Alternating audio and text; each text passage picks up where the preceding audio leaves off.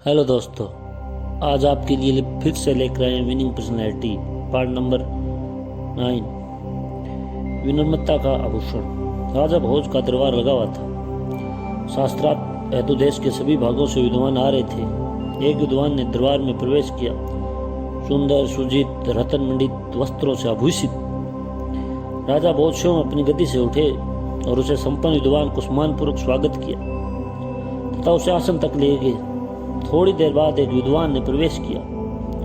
उसके वस्त्र पुराने थे, उसका पहनावा अति साधारण था। राजा भोज उसका स्वागत करने अपने आसन से भी नहीं उठे। विद्वान स्वयं एक स्थान पर आकर बैठ गए। शास्त्रार्थ दिन भर चलता रहा। संध्या का समय आया। स्मृत विद्वान जब दरबार से जाने लगा तो राजा भोज ने उसकी ओर ध्यान नहीं दिया, किंतु जब साधारण वस्त्र वाला विद्वान प्रस्थान करने लगा तो राजा स्वयं उसे बाहर महल के अंतिम द्वार तक छोड़ने गए। जब राजा दरबार में आए तो आचार्य महाअमात्य ने उनसे एक प्रश्न किया। राजन, हमें यह नहीं समझ पा रहे कि जिस विद्वान को आपने पूर्ण सम्मान से स्वागत किया था, उसके प्रस्थान के समय आपने उसकी और कोई ध्यान नहीं दिया, किंतु जिस विद्वान के आगमन पर आपने उसका कोई सत्कार भी नहीं किया था, उसे आप स्वयं महल के अंतिम द्वार तक छोड़ने गए। ऐसा क्यों? राजा भोज ने सहज भाव से उत्तर दिया। महाअमात्य, जब कभी कोई व्यक्ति आता है तो सम्मान उसके वस्त्रों का होता है, किंतु जब कोई व्यक्ति जाता है तो सम्मान उसके गुणों का होता है। उस साधारण वस्त्र वाले विद्वान के दो गुण राजा भोज ने बताए। पहला, वह वास्तविक विद्वान था, उड़ते लिए हुआ था। दूसरा, उसमें प्रकार दाता के बावजूद विनम्रता कूट कूट कर भरी हुई थी। परीक्षण। चलिए आपकी विनम्रता का ही परीक्षण करें। नीचे 10 प्रश्न दिए जा रहे हैं। प्रत्येक प्रश्न को इस आधार पर देखें। नंबर 1, हमेशा। यदि आप ऐसा व्यवहार हर समय करते हैं, ज्यादातर। यदि आप ऐसा व्यवहार अधिकांशतः करते हैं। सामान्यतः। यदि आप ऐसा व्यवहार सामान्यतः करते हैं। कभी कभी। यदि आप ऐसा व्यवहार बहुत कम करते हैं। कभी नहीं। यदि आप ऐसा व्यवहार कभी नहीं करते। नंबर 1, क्या आपसे मिलने आने वाला व्यक्ति का आप मुस्कुराकर एवं प्रसन्नतापूर्वक स्वागत करते हैं? नंबर 2, क्या आपसे बड़ी आयु, पद अथवा गुणों वाले व्यक्ति से मिलते समय आप अपने आसन से खड़े हो जाते हैं? नंबर 3, क्या आप किसी व्यक्ति से किसी कार्य कराने हेतु दिए जाने वाले आदेश अथवा अनुरोध के साथ प्लीज, कृपया अथवा मेहरबानी करके शब्दों का प्रयोग करते हैं? नंबर 4, विवाह, जन्मदिवस अथवा गृह प्रवेश के निमंत्रणों को स्वीकार न कर पाने पर आप पत्र अथवा फोन से बधाई अथवा धन्यवाद व्यक्त करते हैं? यदि कोई व्यक्ति आपके लिए किसी शुभ अवसर पर उपहार लेकर आता है अथवा बाहर से उपहार भेजता है, तो क्या आप उसे धन्यवाद का संदेश विशेष रूप से भेजते हैं?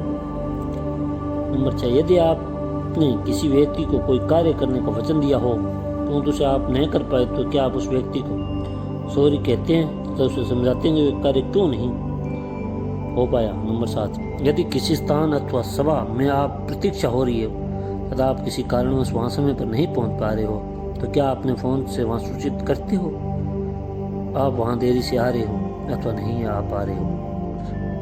8 नंबर, क्या आप प्राप्त पत्र, संदेश, बधाइयाँ आदि का उत्तर आप शीघ्रता से देते हैं? नंबर 9, क्या आप बातचीत में प्रयुक्त भाषा में गलत अर्थ वाले अथवा आप शब्दों का प्रयोग नहीं करने पर ध्यान देते हैं? नंबर 10, यदि आप किसी सफल कार्य में किसी व्यक्ति ने सहायता की हो किंतु किसी अवसर पर उस कार्य है तो केवल आप ही की तारीफ हो रही हो, तो क्या आप उसे स्पष्ट करते हैं कि आपकी सफलता में अमुक व्यक्ति का भी हाथ है? प्रत्येक हमेशा के लिए 10 अंक, ज्यादातर के 8 अंक, सामान्यतः के 6 अंक, कभी कभी के 3 अंक तथा कभी नहीं के 0 अंक। जोड़िए अपने स्कोर को। 100 में से प्राप्त अंकों का मूल्यांकन इस प्रकार करें। 85 में 100 उच्चतम विनम्रता, 75 से 84 आदर्श विनम्रता, 62 से 74 प्रशंसनीय, 50 से 51 पर्याप्त, 38 से 49 अपर्याप्त, 38 से कम अल्प विनम्रता चिंता का विषय है। हम में से अधिकांश अधिक धन, पद, यश अथवा सुख पाने पर विनम्रता का त्यागने लगते हैं तथा अनावश्यक अहंकार शिकार बन जाते हैं। यह हमारी अपरिपक्वता है। हम निरंतर निहारे विश्व की सुंदरता को, उसकी विविधता को तथा उसकी नरसिंगिता को हमारी विनम्रता और अधिक होने लगेगी तथा हमारी मुस्कुराहट एवं हमारी कृतज्ञता सामान्य हृदय से प्रकट होगी। पहले तोलें फिर बोलें। लगभग 2000 वर्ष पूर्व की बात है। यूनान का एक सम्राट रोम की यात्रा पर था। अपने मित्र राजा के घर उसका संध्या का भोजन निश्चित हो चुका था। यूनानी राजा का अपने रोम मित्र से यह अनुरोध था कि उस शाम वे उसके भोजन में दुनिया की सबसे मीठी चीज परोसे। संध्या का समय रोमन राजा के महल में भोजन परोसा जा चुका था। यूनानी मेहमान भोजन कक्ष में पहुंच चुके थे। उनकी जिज्ञासा थी जानने की कि दुनिया की सबसे अधिक मीठी वस्तु क्या परोसी गई। आलीशान सजी हुई भोजन की मेज के बीचों बीच एक लाल मखमली कपड़े से ढकी एक प्लेट थी। ये है मित्र ये वस्तु जिसकी तुमने फरमाइश की थी। यूनानी सम्राट ने उत्साहवश उस लाल मखमली कपड़े को हटाया। प्लेट में रखी वस्तु देखकर वह पर रह गया, हैरान रह गया। ये क्या है? जिज्ञासु सम्राट ने पूछा। ये एक जुबान है। दुनिया की सबसे मीठी चीज जुबान है। माना कि वह एक पशु की कटी जुबान थी, किंतु प्रतीक के रूप में उसने अपने उपयोग सिद्ध कर दिया। रोमन राजा ने कहा, मित्र जुबान की मिठास हृदय में मस्ती को छू जाती है तथा इससे अधिक मीठा कुछ नहीं हो सकता। यूनानी सम्राट इस कथन से सहमत था। भोजन के दौरान वह मानव की वाणी की महत्ता एवं अभूतपूर्व शक्ति के बारे में सोचता रहा। भोजन समाप्त हुआ।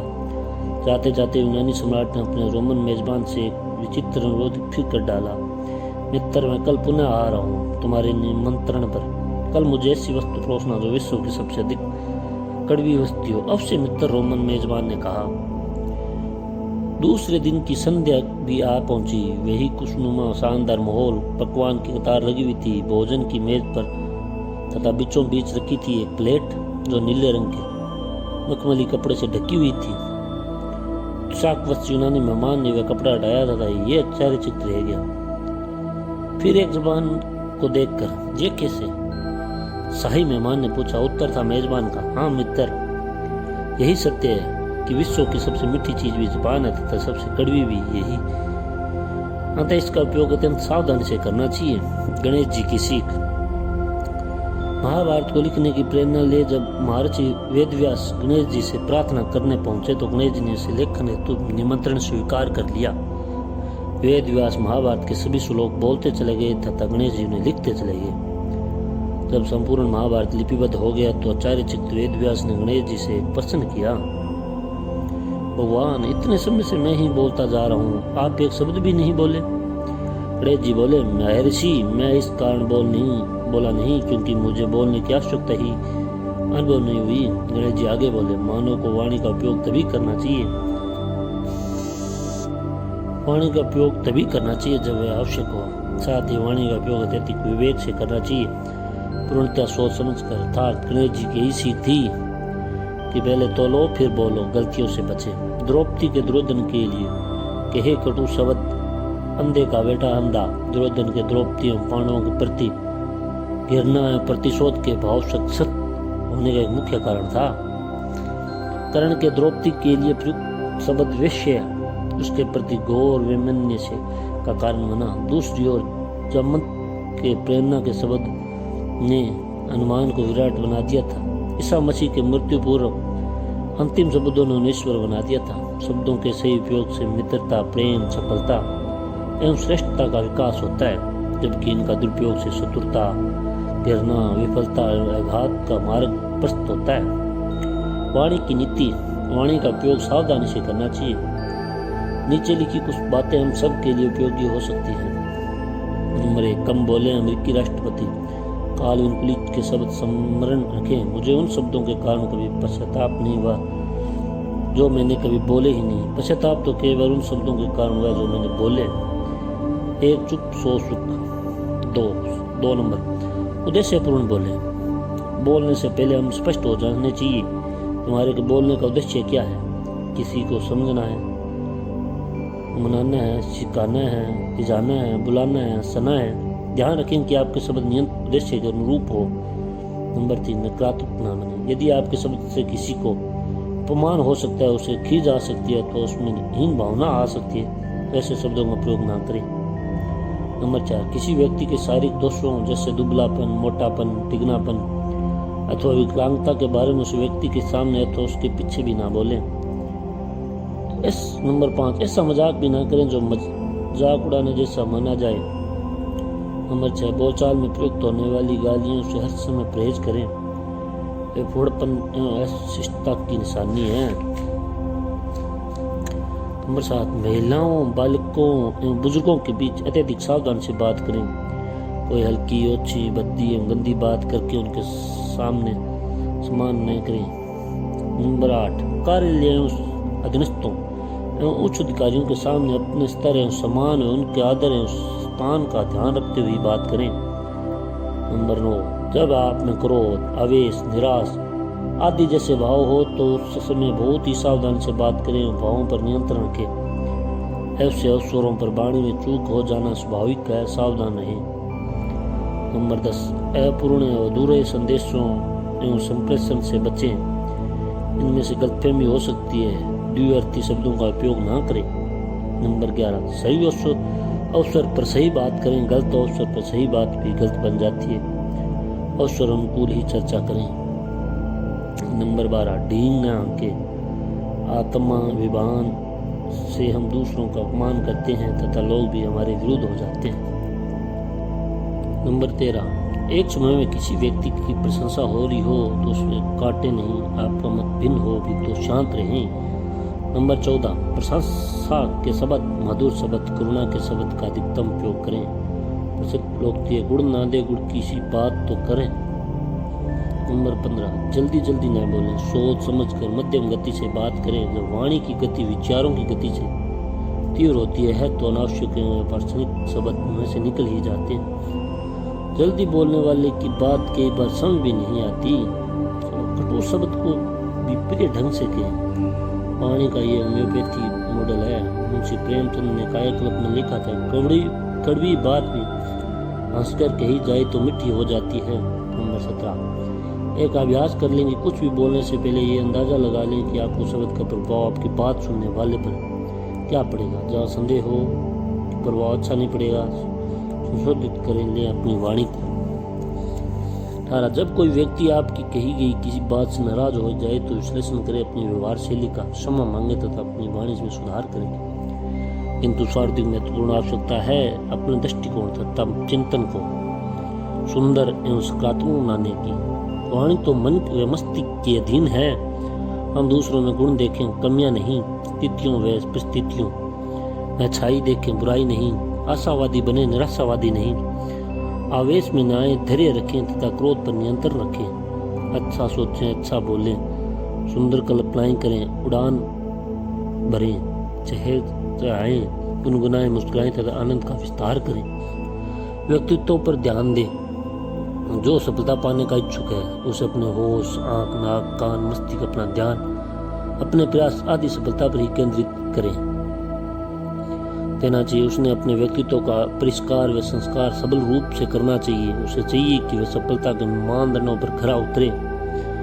उसे अपने विचारों तथा प्रकृति की चिंता नहीं करनी चाहिए। वे अपने मन और तन को वादे करें कि ईमानदारी के पथ से न डिगें। उसे अपने आप से प्रतिदिन ऐसी ही ईमानदारी से काम लेना चाहिए मानो वह किसी ऋणदाता से मामला तय कर रहा है या किसी ऋणी से अपना ऋण की मांग कर रहा है।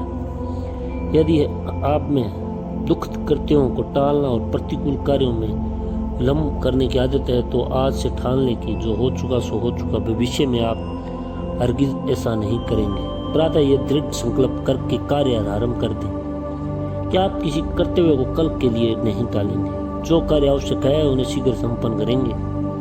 वे कठिनाइयों के पहाड़ को निर्भीकता से सामना करेंगे। फिर आपको यह देखकर आश्चर्य होगा कि आपके संकल्प और लोहा स्थिरता के सामने कठिनाइयों के पहाड़ किस प्रकार धुआं बनकर उड़ जाते हैं। आप पारस बन लेंगे, सफलता की सीढ़ियां चढ़ते हुए वहां पहुंच जाएंगे, जाकर आप लाएंगे संसार की सफल शख्सियत। स्वेट मॉडर्न ने ये बात कही थी।